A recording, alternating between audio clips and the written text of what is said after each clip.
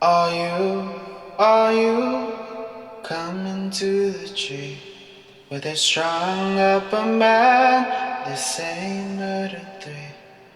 Strange things that happen here. How stranger would it be if we met at midnight in the hanging tree? Coffee. Without it, we would never have had the Industrial Revolution. We'd all be still living in Europe in mud huts. Here in Laredo, we have the Organic Man Coffee Trike. 4501 McPherson, the best coffee on the planet.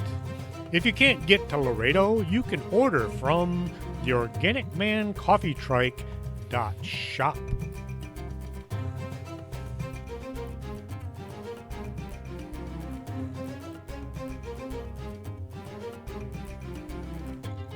And welcome to the show. I'm your host, Chris James.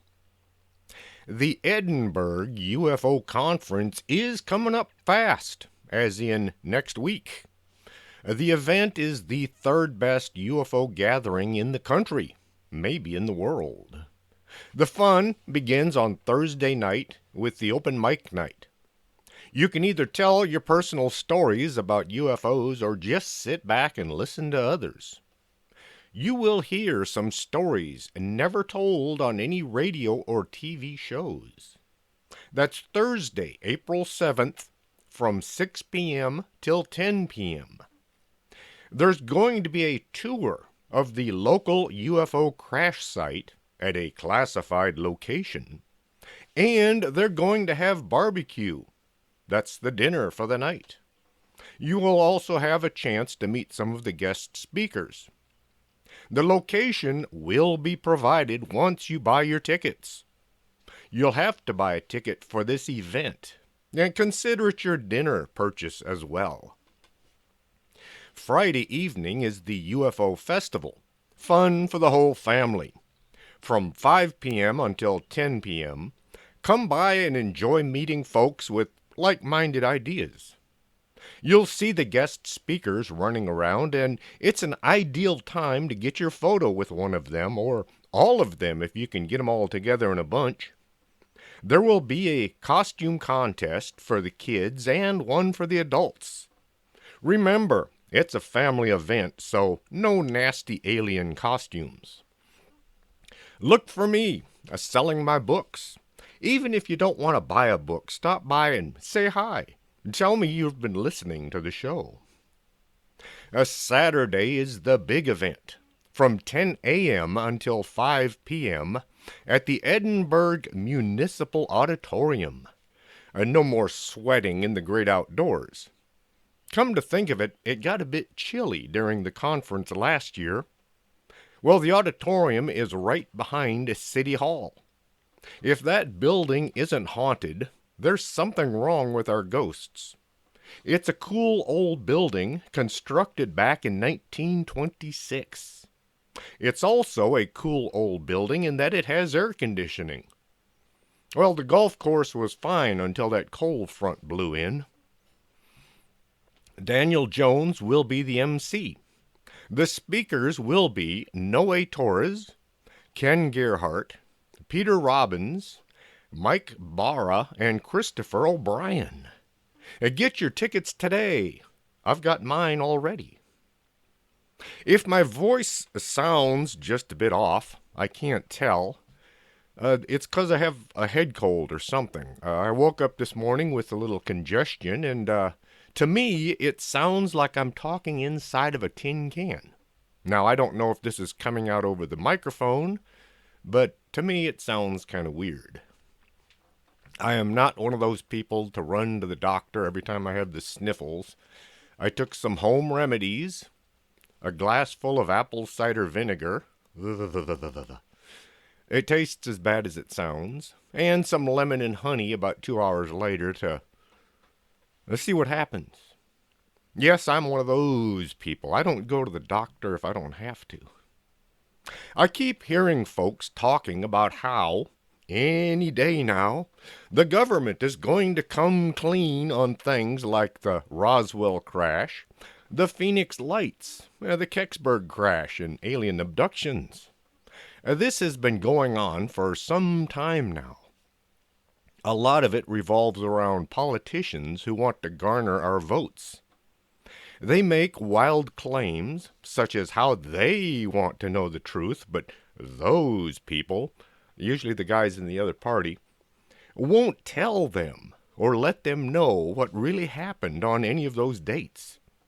Usually Roswell comes up since everybody's heard about that weather balloon. People listen to these promises of information to come and they start salivating. Pavlov's dog had the same reaction. I often wonder why so many people are willing to believe any statements coming from those who lie to us, cheat, and steal just to win an election. A few years ago, Congress got together and they passed a law saying any advertising company has to tell the truth about what they are trying to sell. They passed all kinds of rules and some punishments for violating this law. They also gave themselves a loophole. They said politicians were not held under this same law that we, the people, must obey. If a toothpaste company says by using their product you'll have fewer cavities, there has to be proof that it works. However, if some politician says something like, his opponent has been taking money from the Millard Fillmore Society, they don't even have to be telling the truth. It can be an out-and-out lie, but there's no law against it. Millard Fillmore was the 13th President of the United States. During his time in office, there were no wars, no scandals, and no national emergencies. Because of this lack of anything, Fillmore is considered one of the most successful presidents of all time. Anytime some politician says just about anything, I doubt it until proven otherwise. A lot of people like to hear pretty lies instead of ugly truth. Look at this in another way. Let's say your doctor found something physically wrong with you. Instead of telling you to have an operation and have this problem fixed, the doctor tells you everything looks great. Well, the doctor isn't going to last very long once all of his patients die. The same could go for a mechanic. You can't get your vehicle to start, so you get it towed over to the garage.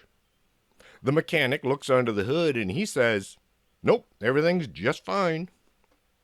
Your mechanic isn't going to see much business. Now, when some Washington person sees just how bad we the people are having it and says, oh, this is nothing to worry about, why do people listen? Pretty lies. I have to keep using the cough button in order to not cough into the microphone. I always hate it when people on podcasts do that. Those in power have nothing to gain by actually telling us the truth about UFOs. They do have some really good reasons to keep the truth hidden away in Area 51 or Dulce, New Mexico. The witnesses living in and around Roswell, New Mexico back in 1947 were treated some rather nasty threats from government folks who told them to keep their mouths shut or they would wind up feeding the buzzards. There are hardly any of those folks left today. The families would find it difficult to get any kind of compensation for unrecorded threats made to passed on family members. Those involved in the cover-up are also dying off, so there's nobody left to take the fall. There are lots of recent events involving nastiness propagated by the government that could lead to some huge court cases and lots of money being exchanged. In 1979, Paul Benowitz operated a small electronics company called Thunder Scientific Corporation in Albuquerque, New Mexico. He was a brilliant physicist and an inventor. He also had an avid interest in UFOs and was an investigator for APRO, the Aerial Phenomena Research Organization. The Arizona UFO group funded by Jim and Carol Lorenzen. From his home on the outskirts of Albuquerque, Benowitz had seen some strange lights in the night sky over the Manzano test range outside of Albuquerque. He would invite friends over at night to watch these aerial displays. The lights seemed to appear almost every evening and to fly towards Coyote Canyon, also a part of the Kirtland Air Base.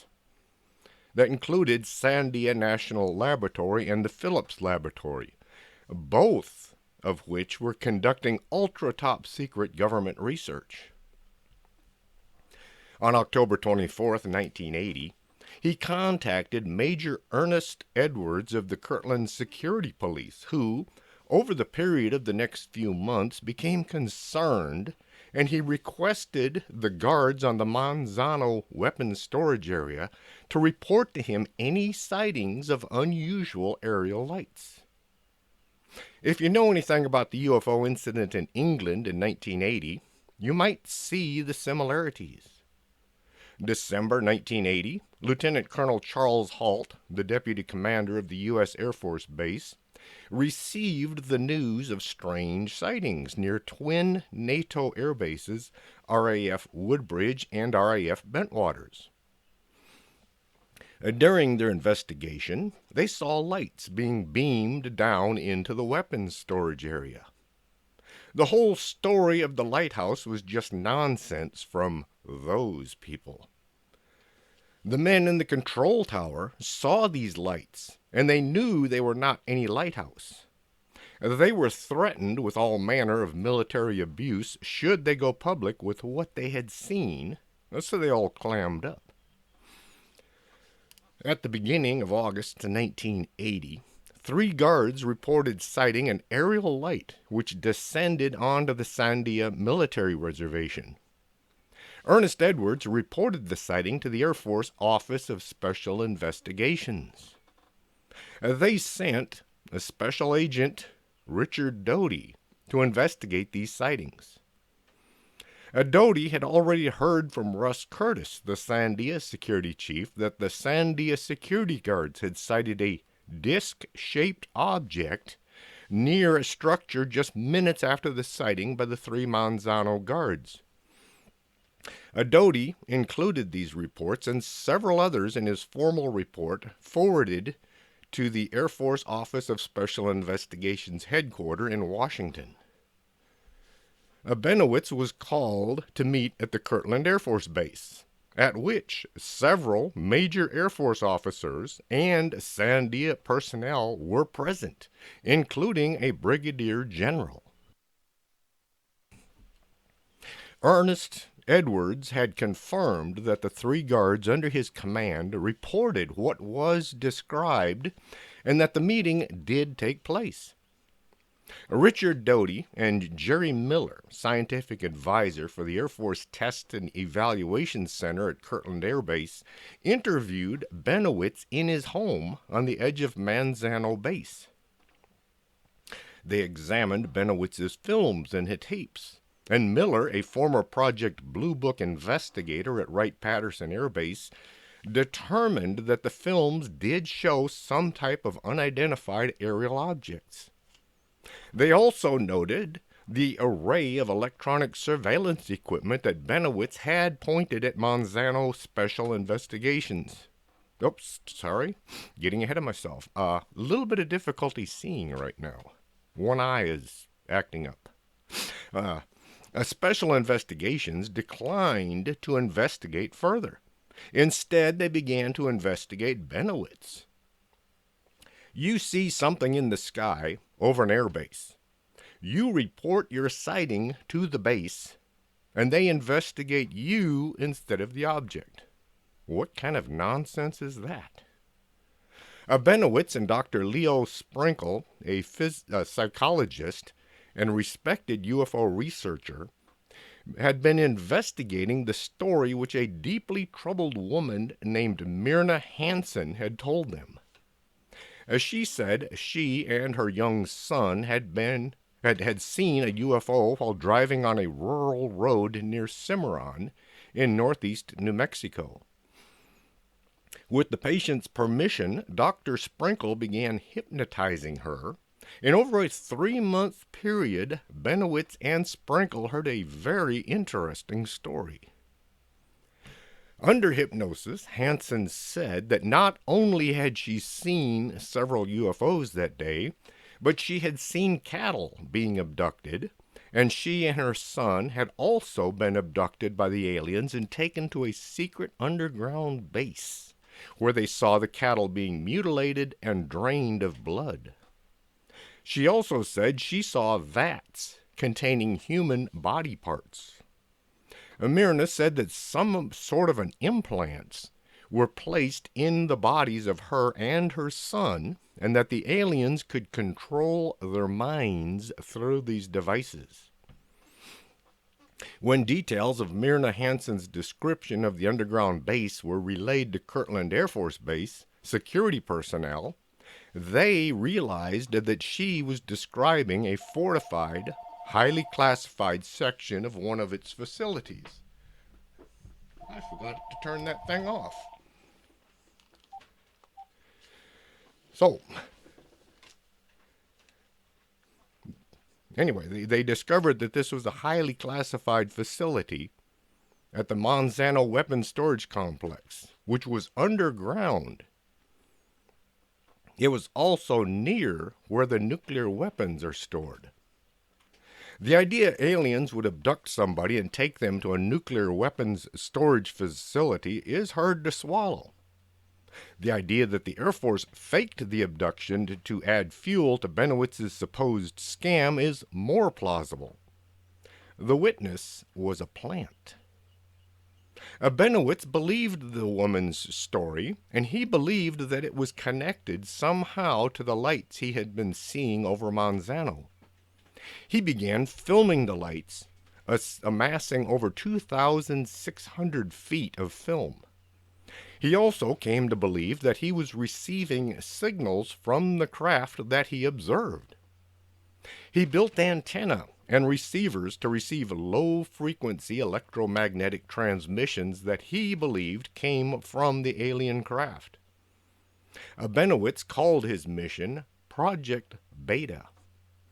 Those who have seen the films and heard the tapes of the low-frequency radio transmissions insist that there is no doubt that Benowitz was filming and recording a real phenomena.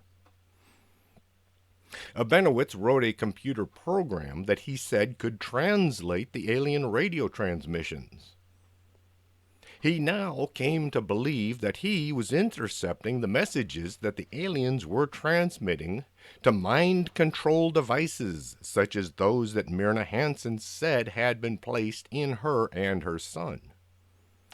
What he didn't know was the CIA had broken into his house and put a program on his computer that allowed them to send him these messages. November 10th, 1980, Benowitz presented his evidence again, this time to high-ranking Air Force personnel, including Brigadier General William Brookshire. In the report of this meeting, it is noted that Benowitz was advised to apply for an Air Force grant to study the phenomena. The Air Force Office of Special Investigations declined to investigate the matter themselves. Why investigate something they were deeply involved in faking to make Benowitz look like he was crazy? Besides the regular reports Benowitz was sending to APRO, he was contacting U.S. Senator Harrison Schmitt and Senator Peter Dominci, as well as other UFO investigators, such as Linda Moulton Howe and John Lear. By 1982, APRO had decided to investigate Benowitz's sightings and material. They sent William Moore, one of their directors and a former schoolteacher turned writer and ufologist, to talk to Benowitz. Moore had gained a degree of fame in the UFO field by co-authoring the Philadelphia Experiment and the Roswell Incident. Benowitz's story had become quite complicated. He told Moore that the alien transmissions he had been receiving indicated that there were two types of aliens that had invaded the U.S. He said there were the peaceful whites. I imagine these were probably what we would call the Nordics. And then there was the evil Greys. The Greys, who he said were responsible for cattle mutilations and abductions of humans, had a treaty with the U.S. government that allowed them to build a secret underground base beneath Archuleta Peak on the Jicarilla Indian Reservation near Dulce. Benowitz had come to the conclusion the aliens were going to break their end of the treaty, and soon. An additional twist to the already intertwined story came out, saying that Bill Moore had actually been recruited by someone going by the code name Falcon, and his job was to lead Paul Benowitz astray by giving him false information. He claimed that he was given his orders by the AFOSI agent, and that for 4 years he was asked to feed disinformation, including the forged Aquarius documents, to Benowitz. Disinformation included verification of Benowitz's belief about the Greys and the underground base at Dulce. Paul Benowitz told his friends he saw energy balls within his home that he believed had been sent by the aliens. Doty thought this was all in Benowitz's imagination until he learned that the National Security Agency was intensely monitoring Benowitz as well. Doty observed the lights when he had broken into Benowitz's house to find out how Benowitz was progressing. Doty also noted that the house on the other side of the road was a surveillance location from where Benowitz was being observed by the NSA. No one is sure, or at least they're not saying, what those energy balls actually were or how they were being formed. As time went by, Benowitz became more and more paranoid, claiming that aliens were coming through the walls of his house at night and injecting him with chemicals. How much of this was being caused by either the Air Force Special Investigator, the NSA, or the CIA, we may never know. He began keeping guns and knives all over his house. Finally, he was hospitalized for exhaustion. That's another way of saying he was locked up for being crazy. And subsequently, he died on June 23, 2003. Who do we get to blame for Peter Benowitz's treatment? Richard Doty was the guy on the scene. He's the one feeding more and more fuel onto Benowitz's troubles and eventual insanity. Being a government agent, he was doing as he was told, but told by who? Today, Doty can be found at UFO conferences and on TV shows saying that UFOs are real and he should know. I already know that UFOs are real, but I refuse to accept Doty as being the voice of UFO researchers or enthusiasts anywhere. He did a good job lying to those he was feeding misinformation to in the past. He's probably still on their payroll today. No one ever completely leaves the government's spook programs. Peter Benowitz has a surviving family. Should the government begin saying, oh yes, the entire UFO cover-up was just us trying to protect the country, don't you think people would have a case of maltreatment levied against those folks? Benowitz wasn't the only person being fed false information so the government could make their case that UFOs and those who saw them were just seeing weather balloons and swamp gas. I've watched the Disclosure Project when they went before Congress. Well, actually, they didn't go before Congress. They went before a bunch of no longer there congressmen. May 9th, 2001, over 20 military, intelligence, government, corporate, and scientific witnesses came forward at the National Press Club in Washington, D.C. to establish the reality of UFOs, or extraterrestrial vehicles, extraterrestrial life forms, and the resulting advanced energy and propulsion technology. Not a single sitting congressman was there. Stephen Bassett did send copies to them, but I'll bet they didn't watch the videos. About the only thing they can claim as a win was the Air Force finally admitted that Area 51 actually existed. I knew this for years. I used to have a book with photos of Area 51 in it. The images had come from a Russian satellite. I didn't know it at the time, but it was illegal to have copies of these photos, even though the book was printed here in the U.S. I think Glenn Campbell, the UFI guy, not the singer, wrote the book. I loaned my copy out, and it never came back. That giant air base that just about everybody knows is out there in the desert, it's real. Such a stunning disclosure. How about the government not wanting to share their advanced technology with us citizens? You could say they do it for our own good.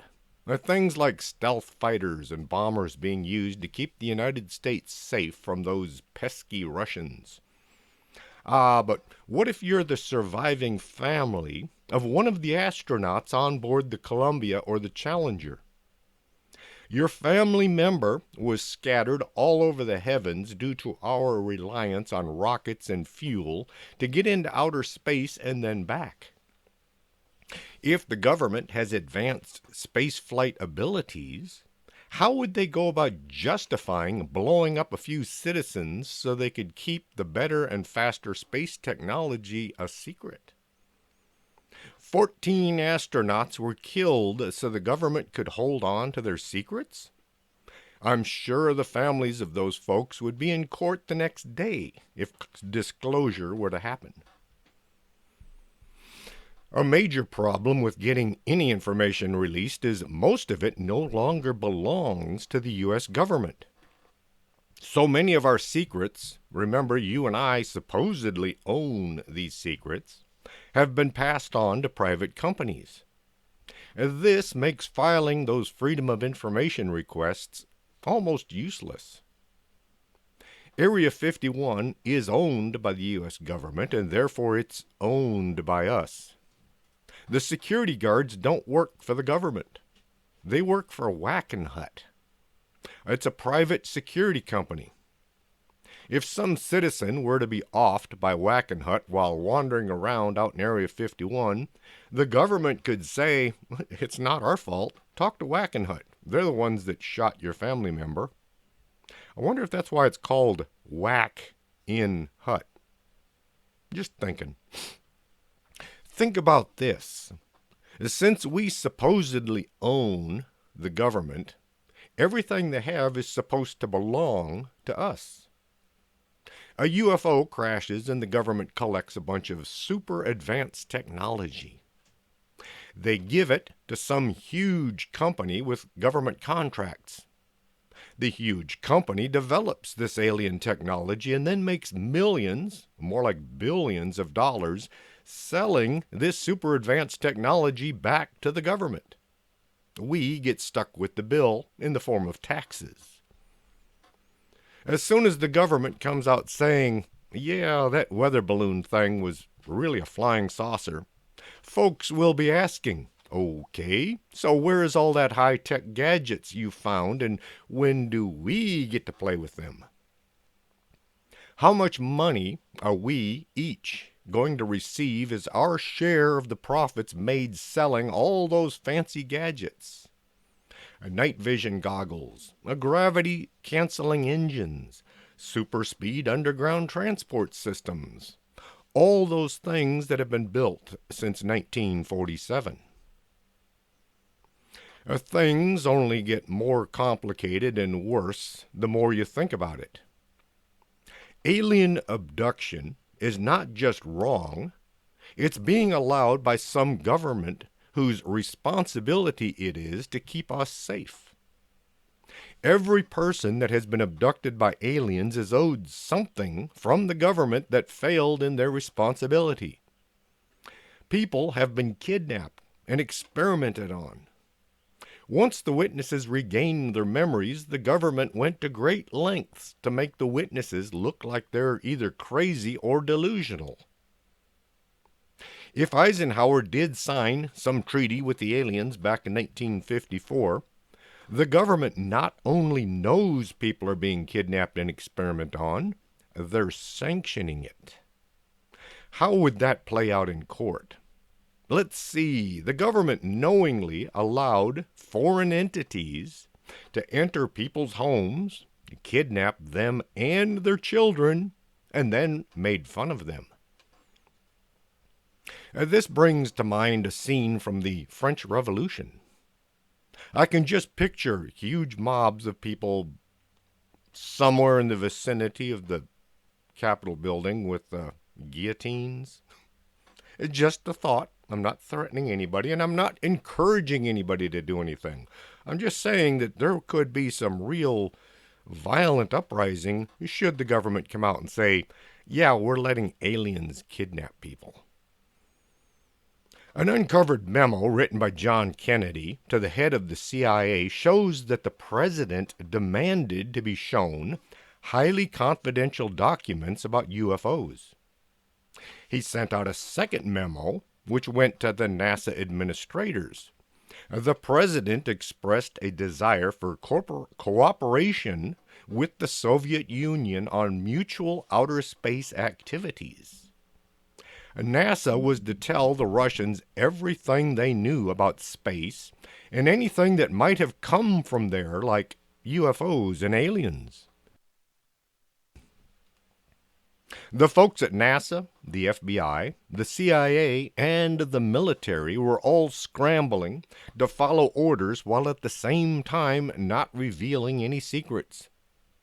These letters were sent November 12th, 1963.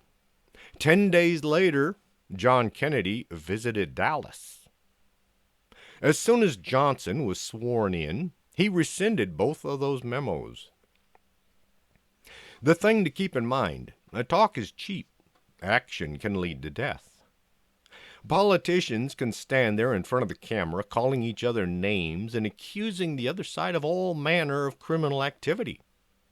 Later, you'll see them all together shaking hands and hugging. They go to each other's parties and they have dinner together, on both sides. Raleigh James used to have a radio show. As she would say, the two parties are just two heads of the same snake. She got kicked off the radio in 2011. Now you can only find her on internet and a few small stations scattered about the country. In case you're wondering, we're not related, but I have talked to her a few times. Politicians can say anything they want. They can make all kinds of promises. The folks in charge of keeping secrets don't care what politicians say. They've seen this comedy before. It's only if the politician tries to put the words into action that things get messy. Somebody gets invited to a parade in Dallas. You've seen gazillionaires all building their own rockets and firing either themselves or other celebrities into space. I can't imagine having so much money you have to hire people to spend it for you. I can't imagine having enough money to pay all my bills each month. Yes, we did take that Dave Ramsey class. Yes, we did pay off our credit cards, and our house is almost paid for. I had to take out a loan to get gas last week. The loan arranger said I didn't need gas just to do a podcast. I told him I needed the gas to go to the grocery store and spend more money than I had. He let me have half a tank of gas. Some folks out there are waiting patiently for one of these gazillionaires to come forward and give us the proof of alien contacting the government and hand over all this materials to them. No, I am not going to mention any of these folks' names. They have deep pockets and lots of lawyers. You can figure it out for yourself. Just watch any TV show concerning UFOs and aliens and you'll probably see them. These guys have been on TV a lot talking about going to the moon or the Mars. One in particular has said that there are aliens on our planet. He has proof. He owns an entire warehouse full of alien stuff accumulated over the last few decades. I should point out this same guy used to own a really bizarre ranch that is filled with weird paranormal things. Cattle mutilations go on all the time. Portals open up and huge hair-covered creatures come through from some unknown place. Books and news articles and TV shows have come forward about this ranch, but that's all we've gotten. A scientific investigation took place over 20 years. They had cameras set up on poles, and some were placed to cover each other in case something messed with the cameras, covering large portions of the ranch. They set up sensors and electronic equipment to try figuring out what was causing all the paranormal activity that people had been reporting for well over 200 years. Security was as tight as Fort Knox. Most visitors were turned away. Millions of dollars were spent to get to the bottom of this mystery. Most of it was paid by us taxpayers. After all the time and money, the ranch was sold in 2016.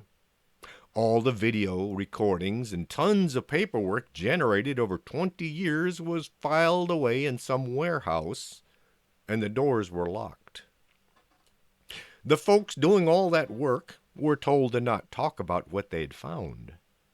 I'm sure there was some fantastic monetary incentives handed out. You see the head guy on TV all the time, but you don't hear from the scientists and the investigators who did all the work. The company that bought the ranch never received any of the recordings from the 20 years of work, not even the cliff notes. What did the researchers discover at the ranch, and why did they suddenly decide it was time to move on? George Knapp did spend some time looking around out there, and he wrote a book telling about some of the weird things seen during his visit. He only spent a few hours, and he had several weird experiences. Where's the book or the film from the former owner telling about anything they might have seen or heard? The new TV show, that's not all that new anymore, I think it's 3 years now, showed quite a lot of paranormal activity. In 20 years, there must have been some discoveries made, but we're not hearing about them. If this guy won't tell us about any of the things going on that would be considered paranormal or UFO related, what makes folks think he's going to tell us about aliens and flying saucers? He's a gazillionaire. He doesn't have to worry about people thinking he's crazy. He can pay people to say he's not. His retirement is pretty much guaranteed. He says he has all kinds of alien stuff in his warehouse, yet he never allows anybody to have a look. He does the old politician thing. He says he's going to do something, kind of, unless you listen closely to words, and then you realize that he didn't really say he was going to do anything. If you listen real close, you can come up with all kinds of interpretations on what is said. It's a lot of double speak. The thing to do is not listen to what they are saying, but look at what they are doing. No gazillionaires are not going to disclose anything about aliens or flying saucers. Something that needs to be looked into is the U.S. senator who started ATIP was from Nevada. One of the companies that received a ton of money was in Nevada. I kind of wonder if any, more than likely a lot, of this money wound up finding its way into the senator's bank account. We pay our senators $193,000 per year. Talk about some amazing financial work. Most of them take that $193,000 and turn it into $1 million in just a few years. My bank doesn't work like that. I put money in there, but it never doubles overnight. It trickles away instead. I wind up putting it into my gas tank. A lot of people I know got all excited when the Navy and the Air Force said they were changing their reporting guidelines. The military was going to allow pilots or other personnel to actually talk about what they had seen without winding up in either a desk job or a hospital. People thought this meant we were just a few short steps away from being told the truth. Not even close. The military was changing the way people could report a UFO sighting, but the secrecy was still there. Anyone seeing a flying saucer could file a report and send it up the chain of command. Forms were generated to be filled out. In fact, it became mandatory to report anything that you saw. Once the report is filed, the folks submitting it are still under orders to not talk about anything. The reports are sent somewhere and examined by people, top people. Yes, that's a Raider of the Lost Ark reference. All the reports being generated by the military people are all filed away in some unnamed, unknown office. I doubt ATIP gets them. Can you imagine the pile of paperwork being generated as thousands of military personnel all fill out sighting reports? I would imagine there is some office someplace, like maybe Colorado, maybe under the Denver airport, where all these reports get sent, sorted, and filed. The really good ones might get forwarded to ATIP. Anything not classified as being a weather balloon.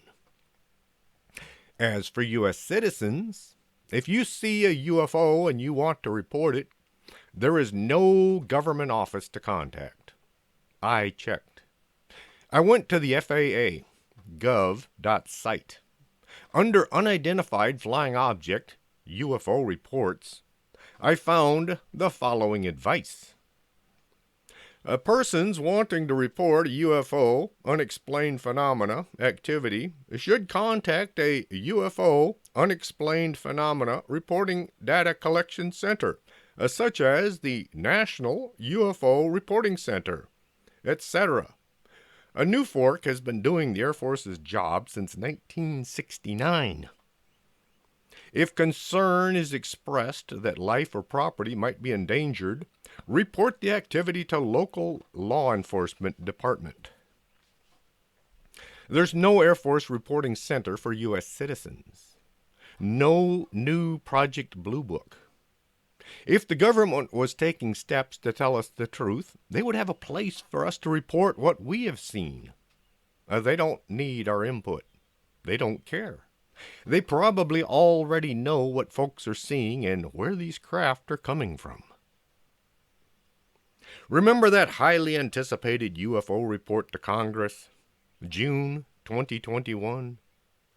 People, once again, were getting excited leading up to this report. Most of the folks I know who study UFOs said not much of anything was going to be said.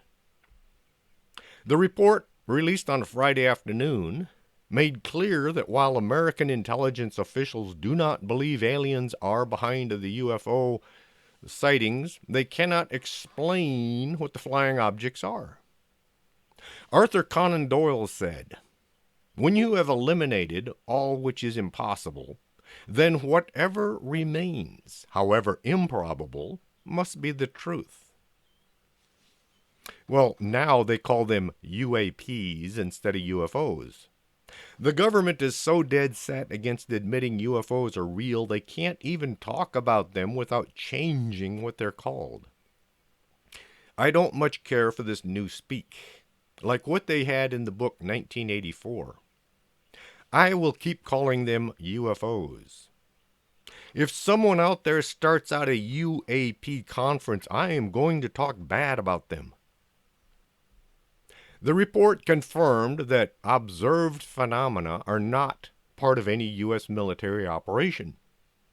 The Pentagon studied more than 140 incidents reported by Navy pilots and UFOs seen over the last 2 decades for the report. Many were seen from the summer of 2014 into the spring of 2015. The story was released on a Friday afternoon, so most news agencies would only give it a cursory coverage. The hope was that the weekend would be busy enough to push the report from the front page to somewhere in the back near the ads page. While the report said that some incidents could be the result of technological error in sensors or observers, it noted that most of the UFOs reported probably do represent physical objects, since they were registered across multiple sensors. The only UFO intelligence officials were able to identify with high confidence turned out to be a large deflating balloon. A balloon? Really? I guess they just can't get away from that weather balloon story. The release of the report caps a 6-month wait since a group of elected officials succeeded in including the Intelligence Authorization Act for fiscal year 2021 in a $2.3 trillion Black Plague of 2020 relief bill, which was signed by Donald Trump. The act ordered government agencies to provide a declassified, detailed analysis of UFO data and intelligence and a detailed description of interagency process for reporting UFOs. In August, the Pentagon researched a UFO investigation arm.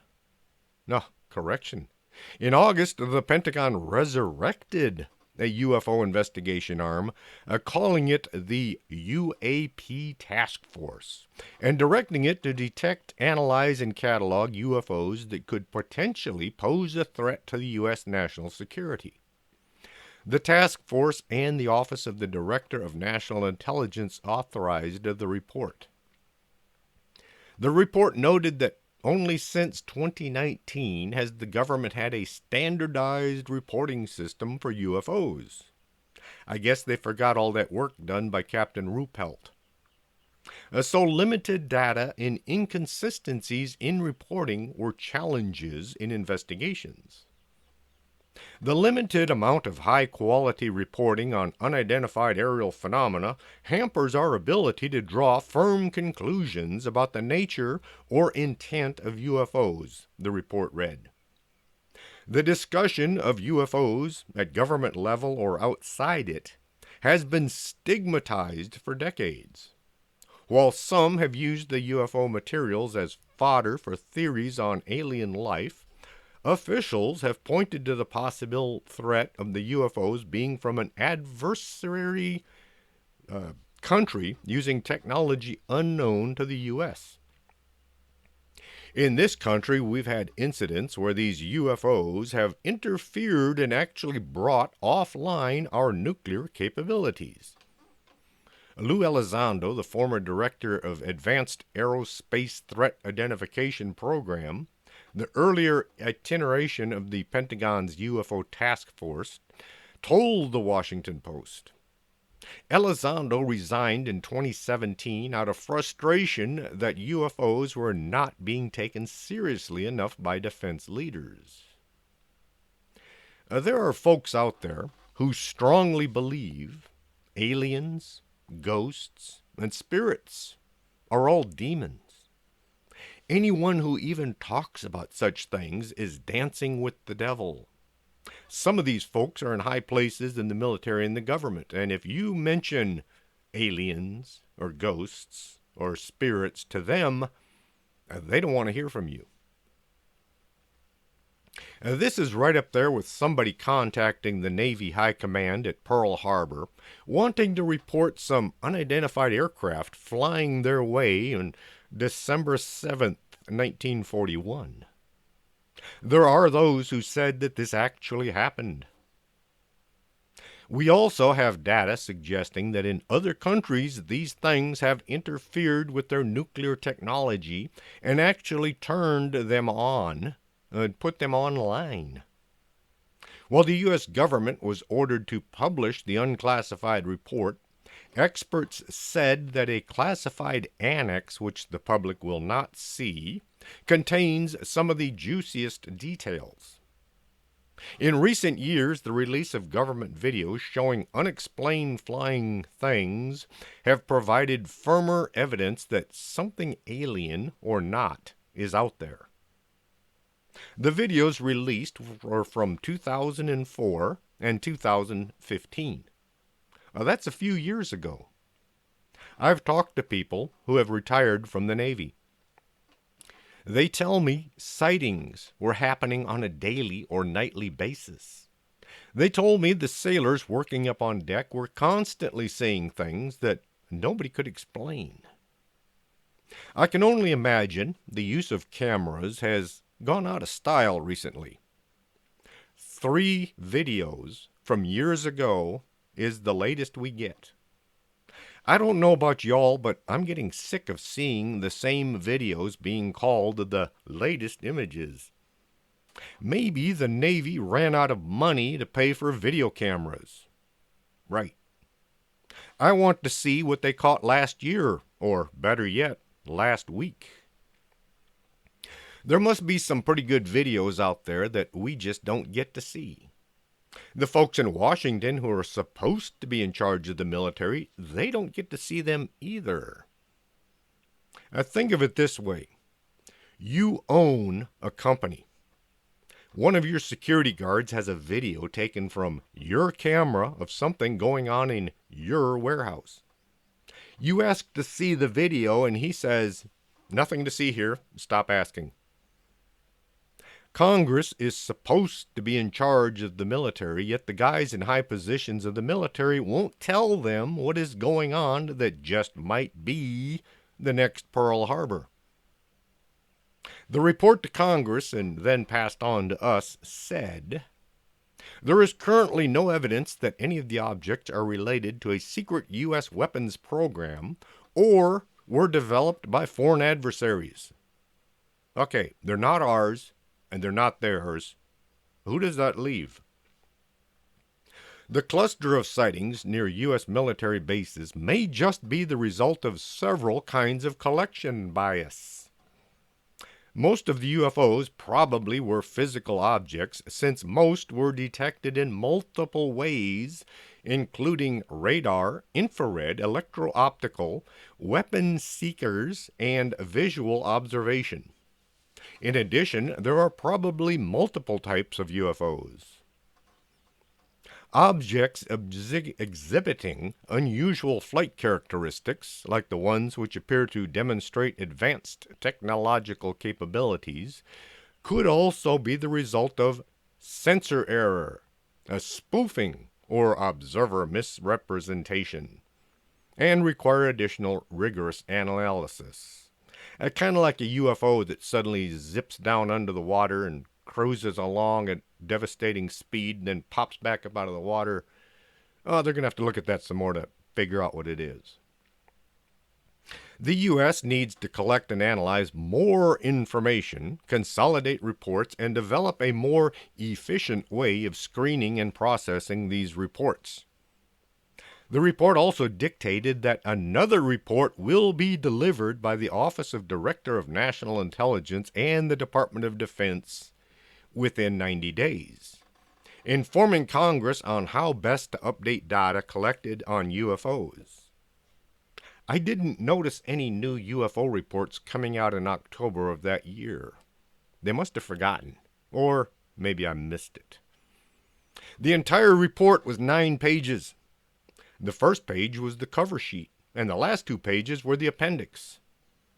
They told Congress what they were going to tell them without ever telling them anything. When Project Blue Book was first formed in March 1952, it was at the insistence of several Air Force colonels and generals who were worried about UFOs and what they might be doing to our country. Captain Ruppelt was put in charge. He tried to get to the bottom of UFO sightings. He found his efforts were being hindered at every turn.